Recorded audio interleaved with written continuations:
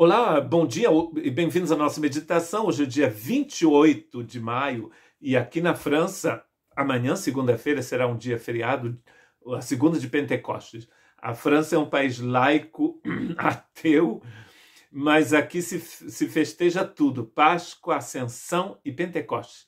É fácil para a gente entender como funcionavam as festas, porque aqui na França todas essas festas são feriados nacional.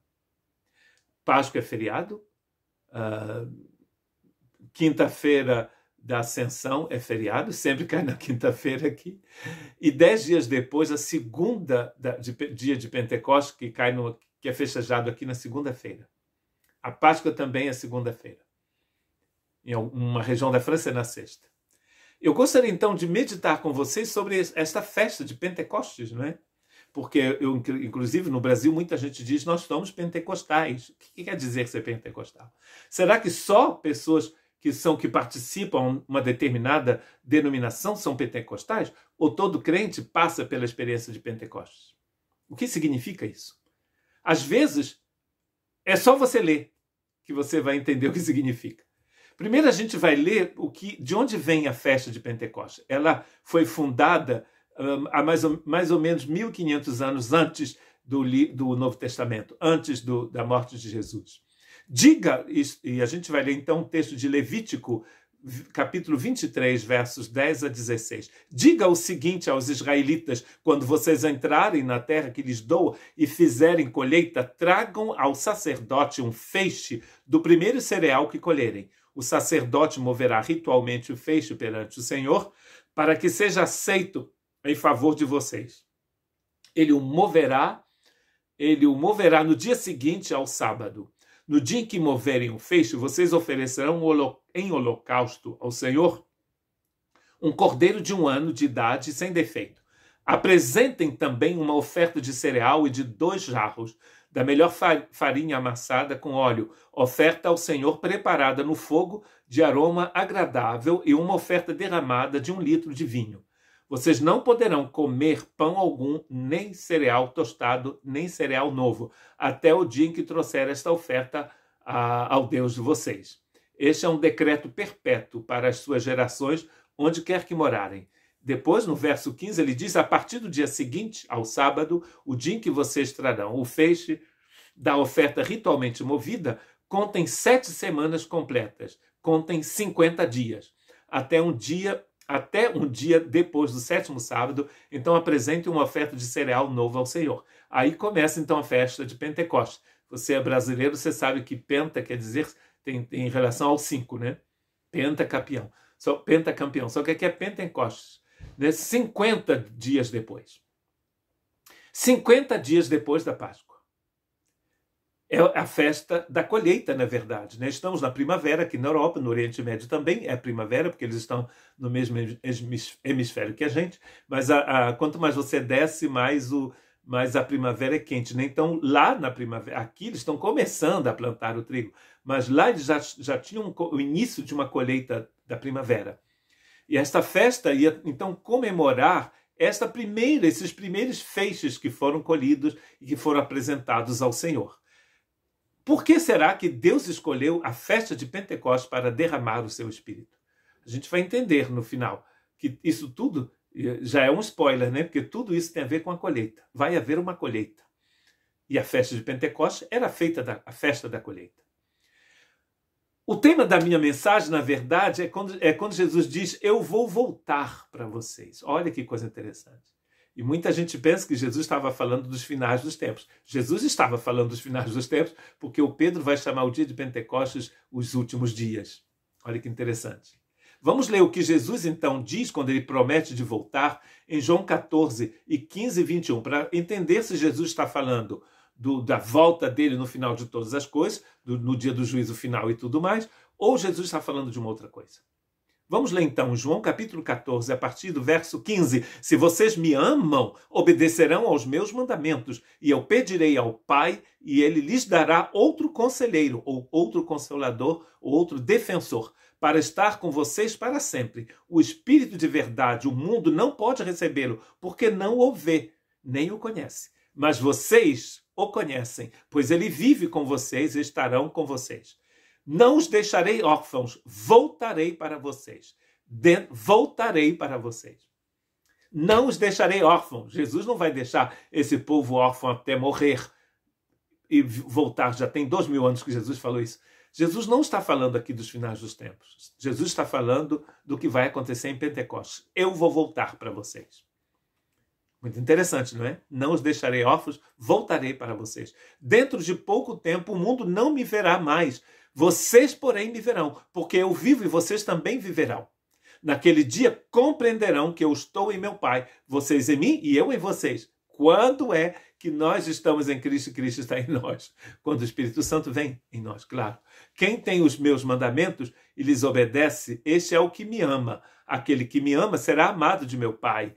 Eu também o amarei e me revelarei a ele. E em seguida ele continua, no mesmo capítulo 14, versos 25 e 26 de João, ele diz: tudo isso lhes tenho dito enquanto estou com vocês. Mas o Conselheiro, o Espírito Santo, que o Pai enviará em meu nome, lhes ensinará todas as coisas e lhes fará lembrar tudo o que eu lhes disse. Anotem na mente de vocês o que Jesus está dizendo. O Espírito que o Pai vai enviar em meu nome. A gente vai encontrar isso no livro de Atos. O Espírito que o meu Pai vai enviar. Eu continuo lendo agora em João 16, porque João 13, 14, 15, 16 e 17 são os últimos discursos de Jesus antes de ser preso no capítulo 18 e depois crucificado. Então são palavras extremamente importantes, são as últimas palavras de alguém que vai partir.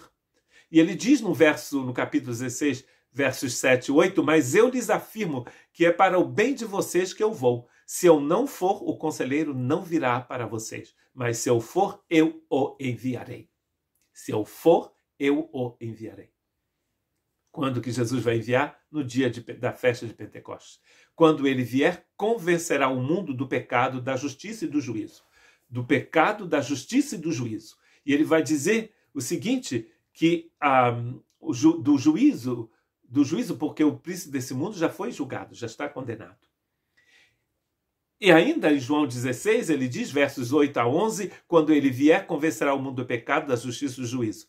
Ele vai explicar então, do pecado, porque os homens não creem em mim. Então eles precisam ser convencidos do pecado. Da justiça, porque vou para o Pai. E vocês não me verão mais. Então eles precisam andar na justiça de Deus. E para continuar andando na justiça de Deus, só com o Espírito Santo em nós. E do juízo, porque o príncipe deste mundo já está condenado. Então é importante você saber, o príncipe do mundo já está condenado. Aí então, Jesus vai dizer isso, vai ser crucificado, 3 dias depois ele ressuscita, fica 40 dias com eles na Palestina e vai subir ao céu. E ele vai dizer para os discípulos ficarem em Jerusalém. E eles vão ficar. Eles vão ter que escolher alguém para ficar no lugar do Judas Iscariotes, que se suicidou quando Jesus foi preso. E eles são 12 apóstolos de novo, mais Maria, as outras Marias, né? 3 Maria, um monte de Maria. As mulheres e os homens, eles estão em Jerusalém. Voltaram para Jerusalém depois da ascensão e estão ali orando e esperando. No verso 1 do capítulo 2 está escrito, chegando o dia de Pentecostes, estavam todos reunidos num só lugar. Naquele dia que eles vão ofertar aquele cordeiro, que vão fazer uma festa para comemorar a recolta, a seara, né, a colheita, eles estão orando unidos no mesmo lugar. Isso é muito importante aqui. Eles estão juntos, estão unidos. Não é cada um por si, cada um no seu canto, eles estão juntos. E quando eles estão juntos, então algo de extraordinário vai acontecer. Eles vão, então, ouvir um barulho, um grande barulho, e vai haver, então, línguas de fogo que vão ser vistas por eles e eles vão ser cheios do Espírito Santo. O que vai acontecer quando eles estão cheios do Espírito Santo? Eles vão falar em outras línguas. Muito interessante. Vão falar em outras línguas e vão anunciar as maravilhas de Deus em outras línguas. Nós sabemos que aquelas pessoas eram da Galileia, porque está escrito no texto que eles eram da Galileia. Eles eram da Galileia e não falavam outra coisa a não ser aramaico. Nem hebraico eles falavam. Só o pessoal religioso, o pessoal do templo falava hebraico. As pessoas comuns não falavam hebraico, falavam aramaico, a língua que eles trouxeram do Iraque, de Babilônia, quando voltaram para a Palestina, mais ou menos 4 séculos antes de Jesus.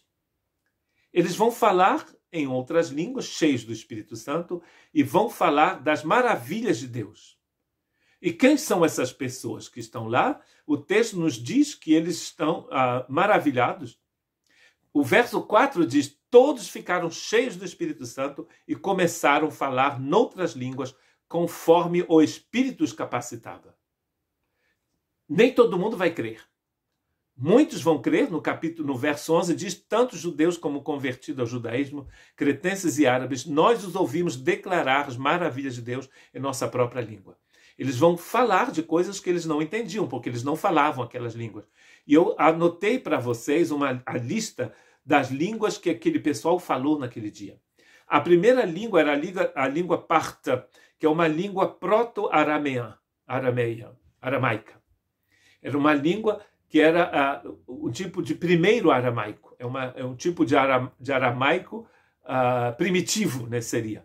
Eles falaram também a língua da Média, que ficava na época na região, que fica ainda, né, mas não tem esse nome, no nordeste do Irã.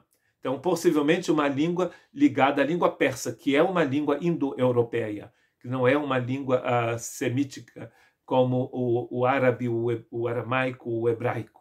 Eles falavam a língua também do Elão, que era uma língua isolada na época, possivelmente como o basco hoje, que não é uma língua indo-europeia, a língua que é falada aqui na região onde eu moro. Percebe que esse pessoal da Galileia começa a falar, né, numa língua que pouca gente conhecia. Quantas pessoas falavam a língua de Elão? Não sabemos. Mas era uma língua minoritária, uma língua pequena. Mesmo naquela língua, o Espírito Santo colocou no coração daqueles irmãos a capacidade de falar das maravilhas de Deus naquela língua. Eles também falaram no acadian, que é uma língua da Mesopotâmia, uma língua extremamente antiga, que já existia há 3.000 anos antes de Jesus. Uma língua que era falada na região do Iraque de hoje. Esses irmãos falaram naquela língua, que possivelmente poucas pessoas falavam. Eles falavam também nas línguas representadas na Judéia, como o aramaico, né, que era a língua da maioria, o hebraico também, né, falaram em hebraico, quando não falavam, na verdade, hebraico.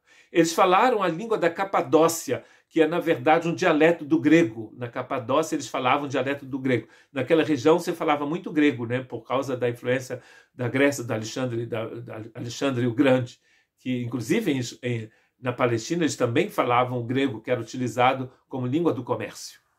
Eles falaram também a língua da ponte, não sei como se fala em português, do pont, que era também um tipo de grego misturado com persa. Olha que coisa interessante.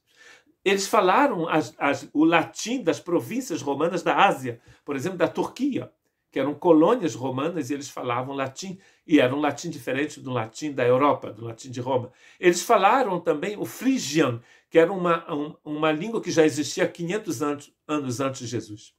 Eles falaram também o grego anatoliano, um outro dialeto da língua grega. Eles falaram a língua da Panfilha, falaram o copta do Egito, o berber do norte da África, da Líbia e da Argélia. Falaram uma outra língua do norte da África que chamava Sitim, e falaram também, claro, o latim de Roma.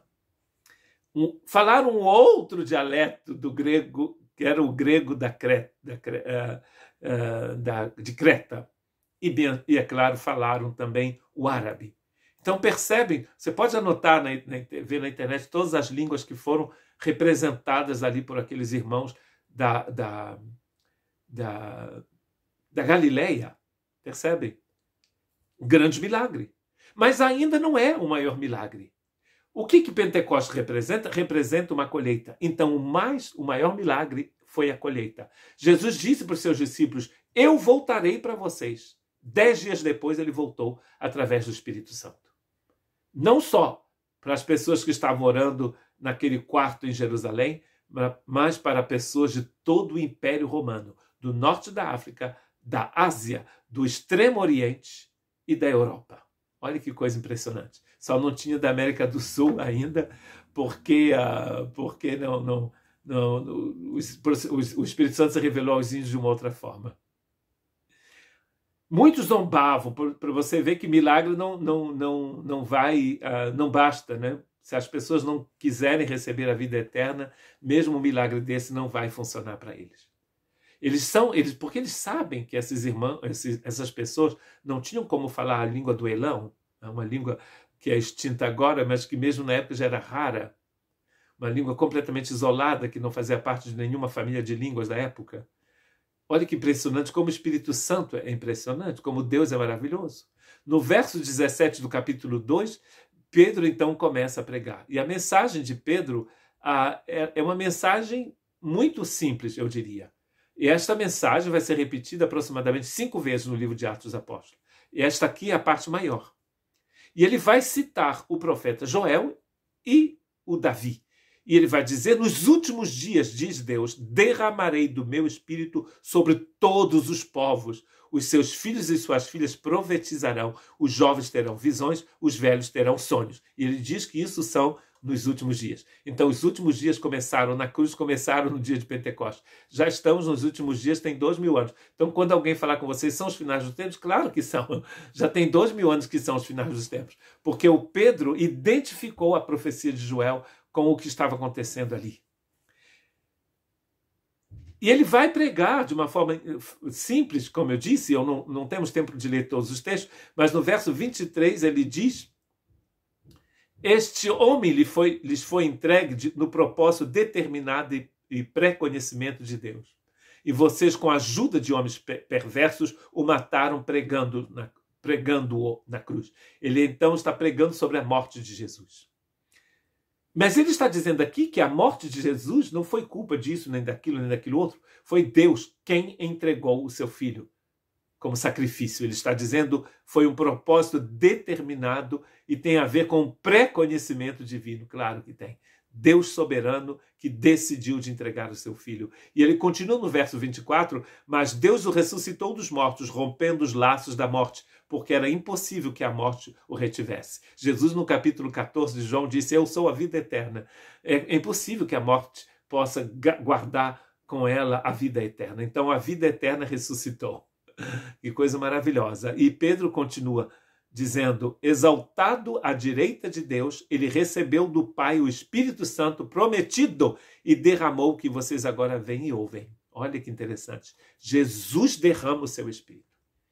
Não deixe ninguém dizer para você que você não é crente, que você não é discípulo de Jesus, porque você não tem isso ou aquele outro dom, porque Pentecostes não tem nada a ver com dom nenhum. Tem a ver com nascer do alto, tem a ver com receber a vida eterna, porque Romanos capítulo 8, verso 9 diz, aquele que não tem o Espírito de Cristo não pertence a ele. Então, se você pertence a Jesus, é